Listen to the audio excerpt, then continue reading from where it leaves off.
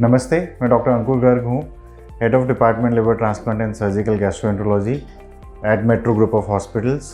आज World Hepatitis Day के दिवस पे मैं आप सब लोगों से हेपेटाइटिस के बारे में बात करना चाहता हूँ और कुछ बेसिक मिथ्स और उसके बारे में जानकारी आपको देना चाहता हूँ। तो हेपेटाइटिस एक बहुत ही ब्रॉड टर्म है। जब भी लिवर में कोई भी किसी भी तरह की इंजरी होती है लिवर को, चाहे वो वायरस से हो, चाहे वो शराब पीने से हो, चाहे वो दवाइयाँ लेने से हो, और जब उसकी वजह से लिवर को डैमेज होता है और उसके लिवर फंक्शंस खराब होना शुरू होते हैं, उसको हम एक हेपेटाइटिस बोलते हैं। हेपेटाइटिस के बहुत सारे कारण हैं, 1 पेज और 2 पेज की लिस्ट भी कम पड़ जाती है, लेकिन अगर हम नॉर्मल पॉपुलेशन में देखें कि सबसे कॉमन कारण क्या है जिनकी वजह से हेपेटाइटिस होता है, तो वो है hepatitis viruses, normally hepatitis B and सी।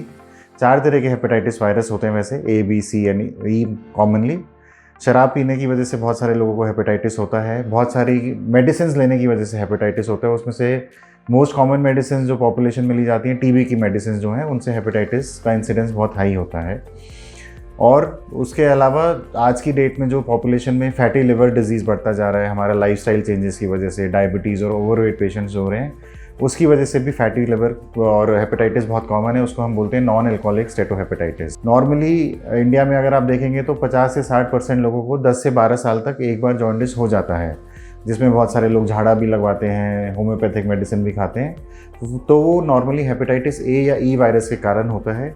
ये वैसी इन्फेक्शन है जैसे गंदा पानी पीने से या गंदा खाना खाने से होती हैं, और 99% केसेस में ये अपने आप ठीक भी हो जाती हैं, वेल कंट्रोल होती हैं। इसके अलावा 2 और हेपेटाइटिस वायरस होते हैं, हेपेटाइटिस बी और सी। ये या तो ब्लड के थ्रू आते हैं या एक दूसरे के साथ क्लोज फैमिली लिंक्स में आते हैं। ये दोनों हेपेटाइटिस में कभी कभी इन्फेक्शन हो जाती है और सालों साल तक कभी किसी को पता ही नहीं चलता है कि वायरस का है। तो वो जब प्रेजेंट करते हैं ऐसे पेशेंट्स, तो ऑलरेडी क्रॉनिक हेपेटाइटिस में प्रेजेंट करते हैं। फैटी लिवर के लिए बचाव हम सबको पता है कि हमें अपना डाइट कंट्रोल कर रखना चाहिए, ओवरवेट नहीं होना चाहिए, अपना लाइफस्टाइल हेल्दी रखना चाहिए। शराब से दूर रहेंगे तो एल्कोहलिक हेपेटाइटिस नहीं होगा। कोई भी ड्रग्स या जिम सप्लीमेंट्स और स्टेरॉइड्स ये हमें नहीं लेने चाहिए अपनी बॉडी बिल्डिंग के लिए। एक बहुत कॉमन कॉज है हेपेटाइटिस का। बात रही कि हेपेटाइटिस वायरसेस से कैसे बचें, तो जहाँ तक बात है हेपेटाइटिस ए और ई वायरस की, अगर हम साफ़ पानी पीते हैं और साफ़ खाना खाते हैं तो इनसे हम बच सकते हैं। हेपेटाइटिस ए की वैक्सीन भी आती है, वो भी लगवा सकते हैं।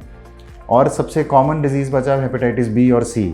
तो एक अच्छी बात है कि हेपेटाइटिस बी के लिए वैक्सीन अवेलेबल है और WHO प्रोटोकॉल में है, तो सब बच्चों को हेपेटाइटिस बी वैक्सीन लग जाती है। लेकिन बहुत सारे लोग जो 25 से 30 साल से ज़्यादा की उम्र के होंगे, उनको ये हेपेटाइटिस बी वैक्सीन नहीं लगी होगी। तो अगर आप लोगों ने अभी तक ये वैक्सीन नहीं लगवाई है तो बिल्कुल लगवाइए। Hepatitis see generally blood transfusions या ड्रग एडिक्ट्स जो नीडल और सिरिंजेस शेयर करते हैं, उन्हीं पेशेंट्स में कॉमन है।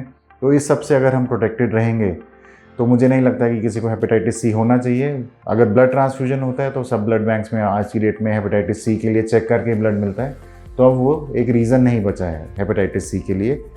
तो इस सब हेपेटाइटिस वर्ल्ड हेपेटाइटिस डे पे मेरी आप सबसे रिक्वेस्ट है कि इस बारे में आपको नॉलेज होनी चाहिए, अवेयरनेस होनी चाहिए, और मेरी एक छोटी सी कोशिश है आप सब लोगों को एक ये छोटी जानकारी देने के लिए।